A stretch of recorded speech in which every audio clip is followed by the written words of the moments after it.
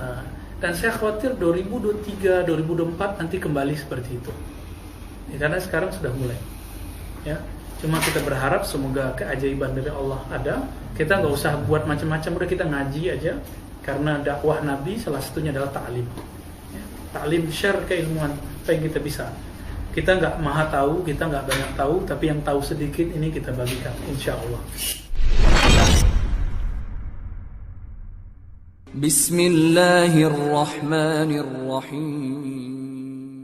ربما البرامج هذه Hatta hatif qadim. لا البرامج ربما يعني كثرت فيؤثر في ممكن.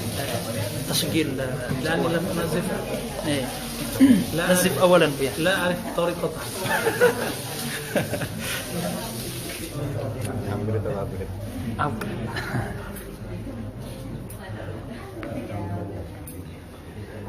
Sudah?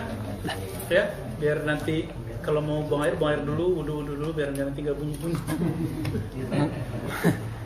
mengganggu di suara.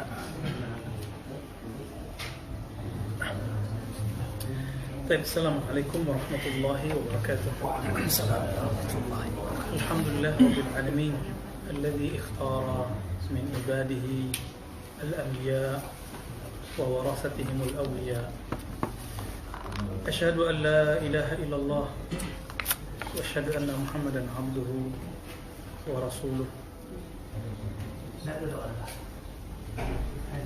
Yaqulu sallallahu alaihi wasallam la nabiyya min ba'di. Wa qala sallallahu alaihi wasallam فيما يتعلق بمقامه وجعلني خاتما وفاتحا فقال إبراهيم عليه السلام وبهذا فضلكم محمد.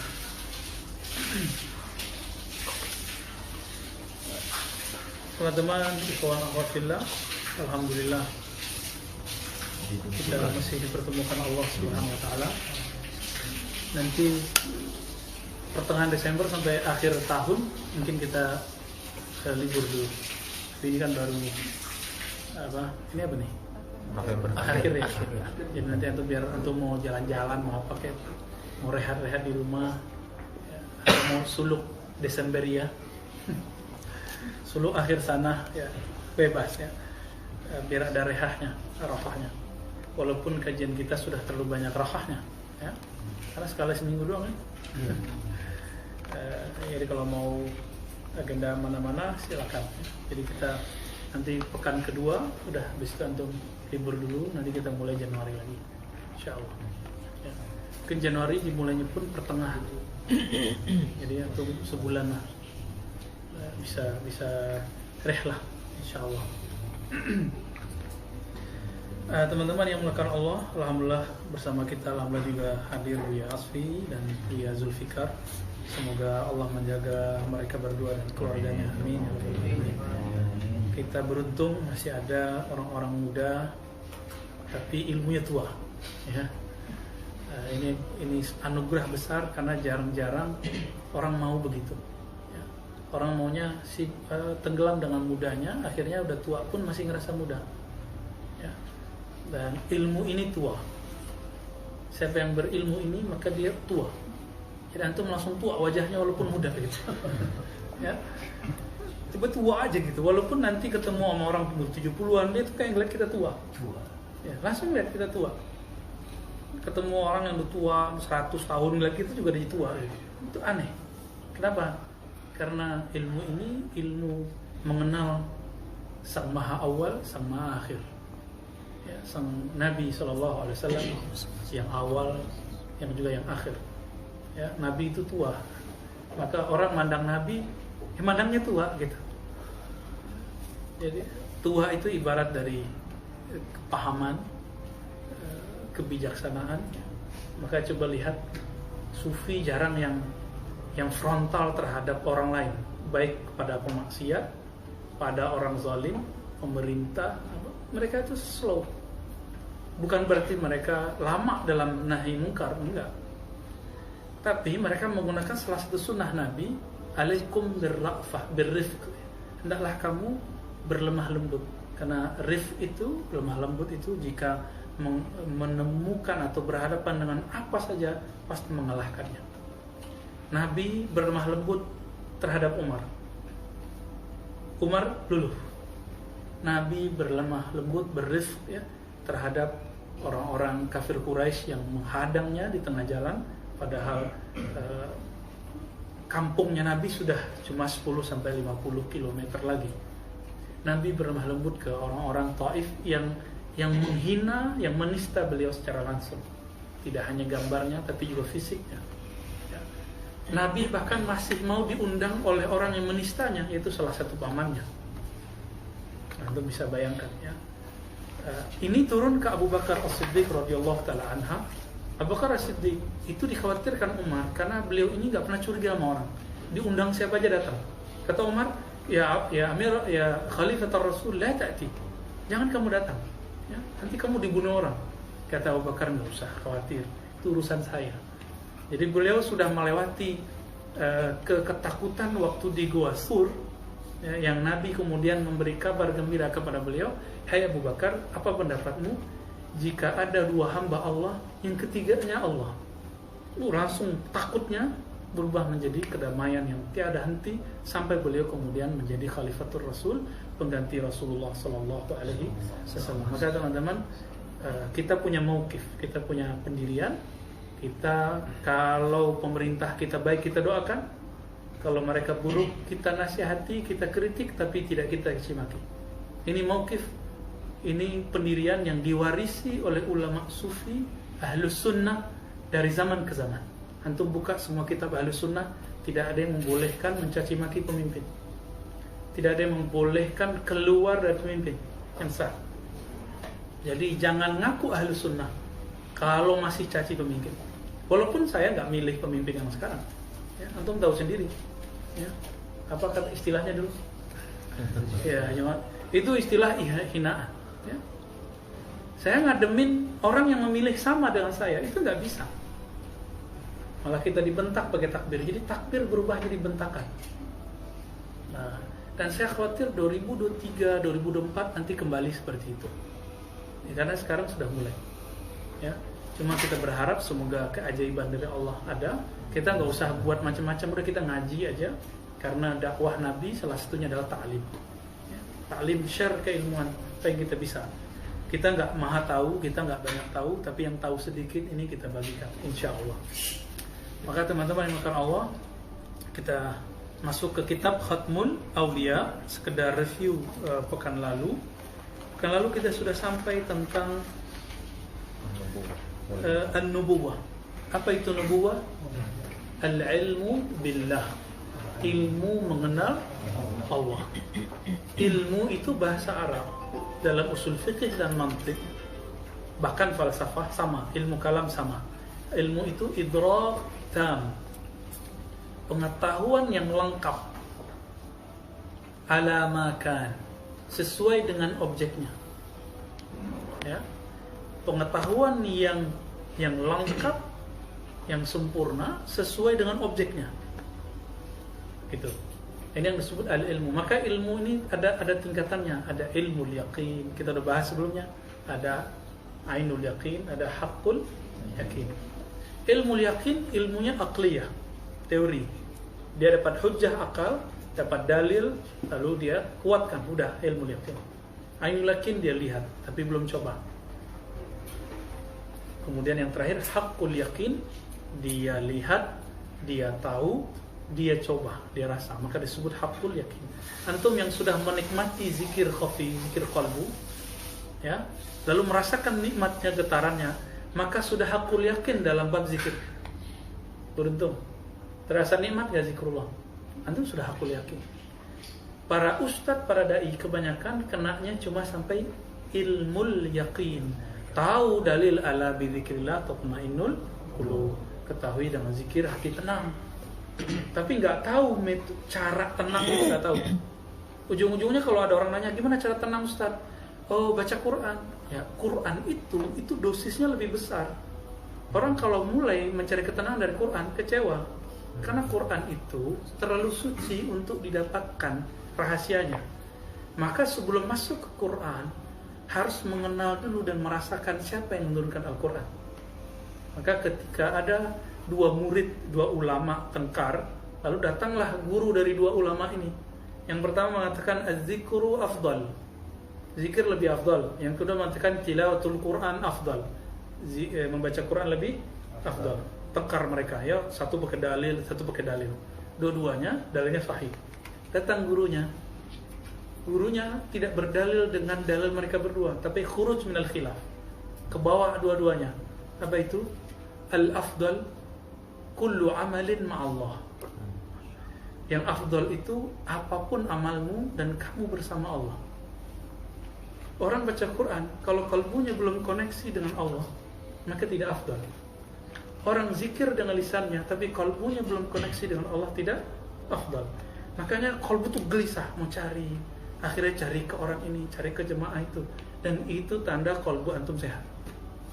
Kalbu yang sehat, ciri-cirinya kalau dia gelisah dia cari guru. Tapi kalau kalbu nggak sehat, ya, dia ada masalah, sholatnya nggak khusyuk, hatinya nggak nyaman, bingung mau ngapain. Walhasil apa yang terjadi? Dia biarkan penyakitnya bertahun, akhirnya udah berkarat. Kalau udah berkarat kan ribet masalahnya nanti.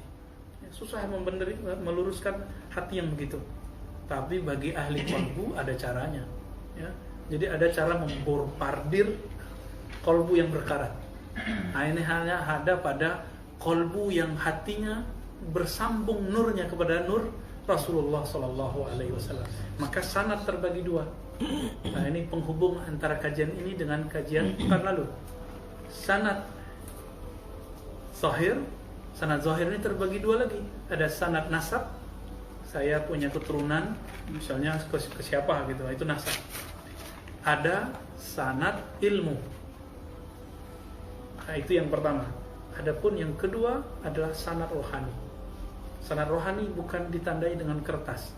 Saya ijazahkan engkau tarikat ini, bukan. Tapi memang orang ini dibimbing oleh gurunya sehingga mumpuni, dia bisa memimpin dirinya sendiri, baru kemudian dia diijazahkan oleh gurunya. Nah, maka rohaninya nyambung dengan rohani gurunya, terus nyambung kepada Rasulullah Sallallahu Alaihi Wasallam.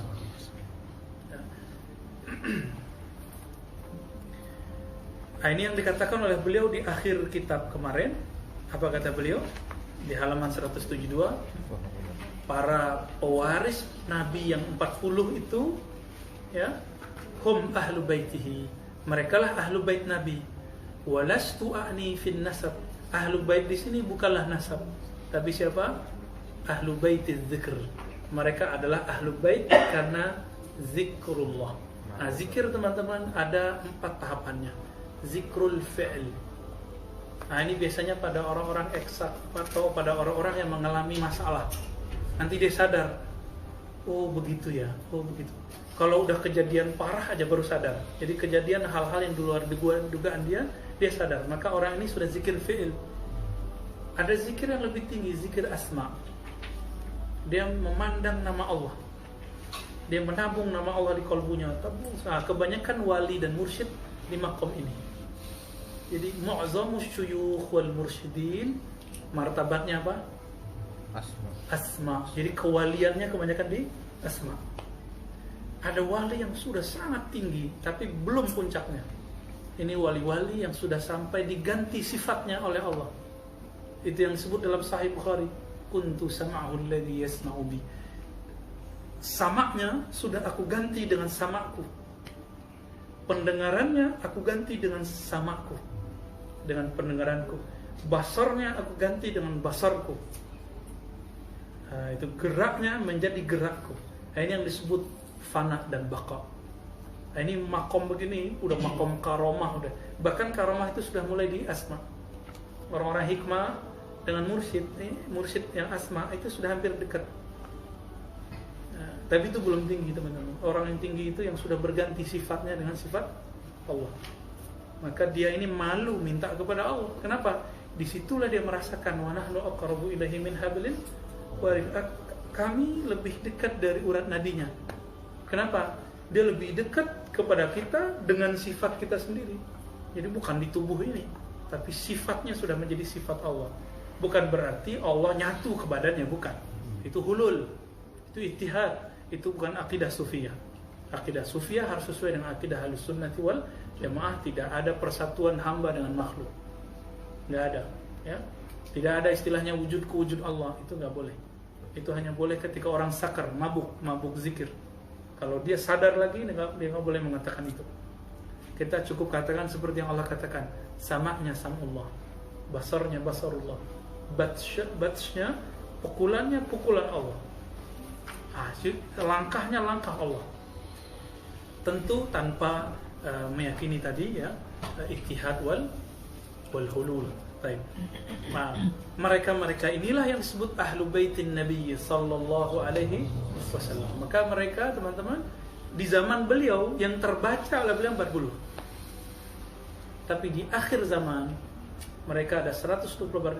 Nanti yang ahlu bait yang paling dekat itu 313, sejumlah dengan ahlul badar. Tolong dicatat, ya. Jadi para wali itu sejumlah para nabi. Berapa jumlah para nabi? 124.000. Karena itulah ketentuan dari Allah dan hadisnya hasan. Karena tidak ada nabi setelah Nabi Muhammad, maka jabatan kenubuat dan jabatan risalah, kenabian dan kerasulan sudah tidak boleh ada.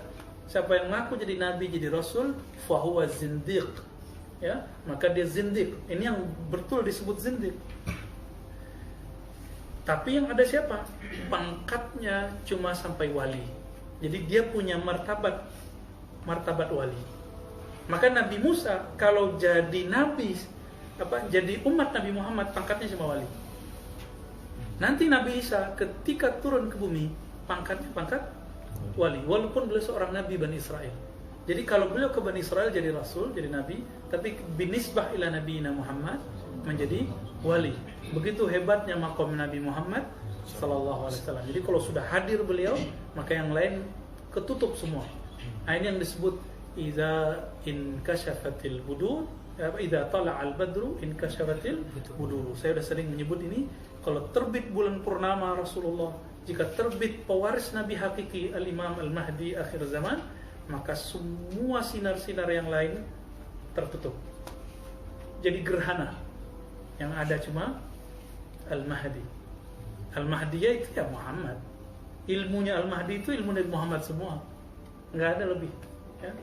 Persis sama apa yang Nabi pahami, itu yang dipahami sama dia, ya. Nah, semoga kita umurnya kalau panjang menjadi keluarga beliau. Amin, ya, ahlu baitihi, ahlu baitnya. Nah, maka antum wajib sudah belajar kitab ini untuk zaman ini, supaya tahu nanti karakter-karakternya. Nah, dan tahu perubahannya dari 40 menjadi 313, harus tahu. Dan ini nggak ditulis di kitab, adanya di kitab Jabarut, ya. Nah, selama ada mereka di bumi, maka bumi ini aman. Oleh karena itu ahlu bait Nabi secara nasab aula ayya'lama dzalik.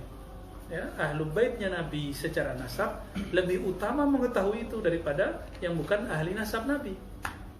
Nah, cuma karena kebanyakan habaib dan para syarifah itu mereka sudah merasa habaib, merasa syarifah, akhirnya nggak mau mengkaji ini kepada yang bukan syarif. Padahal yang bukan syarif kadang rohani ahlu bait Nabi sallallahu alaihi wasallam. Nah, menanggalkan itu, antum datang ke majelisnya, dengarkan kalam-kalamnya, itu sudah berarti menanggalkan hijab kita. Nah, ini yang disebut tawadhu. Nah, beruntunglah antum yang masih mau mendengarkan kalam-kalam para guru yang beda faham dengan kita, apalagi yang sefaham dengan kita, apalagi yang mengantarkan kepada ma'rifatu al-imam akhir zaman, Khatamul Awliya. Jadi jangan dikira masih lama, ya. Jadi nggak usah khawatir mau resesi apa dunia, mereka masih ada, ya. Tenang aja, ya. Apa kata beliau? Ahlu baiti amanun li ummati. Ahlu baitku kalau ada, itu umatku aman. Karena kita sudah hitung-hitung secara ilmu sensus penduduk, Indonesia adalah muslim terbesar di dunia. Lebih banyak dari India, bahkan Saudi, Arab itu Jazirah Arab digabung semua itu cuma 20% Indonesia. Antum ambil tuh Jazirah Arab semua itu cuma 20%. Turki masuk paling cuma 25%. Jadi kita besar sekali. Kita gede sekali teman-teman yang melakukan Allah. Ya. Jadi jangan main-main dengan Indonesia. Ya, jangan main-main dengan Indonesia. Nah, Indonesia ya termasuk sekitarnya ya, Malaysia, Singapura, Brunei, Patani, ini kita sebut negeri ini, negeri Nusantara, atau oleh Ibnu Battuta disebut dengan negeri di bawah angin. Ya, negeri di bawah angin. Ini sangat unik. Kenapa? Karena wali-wali banyak dari negeri kita. Wali-wali banyak dari negeri kita. Antum hitung aja, tarekat di semua sudut kota ada. Ahli zikir fi kulli makan wujud. Ya, ada, mau di mana aja ketemu. Ini unik ya. Jadi sebenarnya sanad kita yang di Indonesia itu sudah cukup. Tapi kalau antum mau dapat keberkahan sanad dari ulama luar, silakan ya, tafadhol. Jadi sanad kita sebenarnya sudah kuat. Ya, sangat kuat dan sanadnya muttasil kepada Rasulullah sallallahu alaihi wasallam. Gabung Mesir, Aljazair, Tunis sampai ke Maroko, ya paling-paling cuma 40%, 45%. Masih gede Indonesia. Indonesia itu kalau dihitung dari Papua sampai ke Sabang, itu sama kayak Eropa. Sama kayak Eropa, antum coba hitung. Gede sekali. Rusia itu banyak daerah kosongnya daripada daerah yang banyak. Amerika itu ya kegedean Indonesia lah, karena Indonesia punya laut. Coba mereka lebih padat dengan tempat-tempat itu. Jadi besar kemungkinan kebangkitan itu di negeri ini. Jadi siap-siap, maka antum harus punya perangkat-perangkat ilmunya. Kalau nanti beliau zuhur keluar, kan sekarang masih mastur nih, ya. Nanti kalau dia zuhur, antum tinggal bayat, biar nggak salah bayat. Ya. Nah ini beda dengan bayat mursyid, beda, ya nggak sama. Ini bayat sudah bayat. Siapa yang berbayat malah selamat sudah. Insya Allah. Tapi nggak banyak ya. Dari 7 miliar orang di dunia ya paling sepertujuhnya kali. 1 miliarnya kali ikut, selebihnya nggak, wallahu alam. Wallahu alam. Namun yang pejuang bersamanya ya cuma 124.000, kemudian ngerucut jadi 313 itu yang lagi di hunting sama Nabiullah Khidir ini.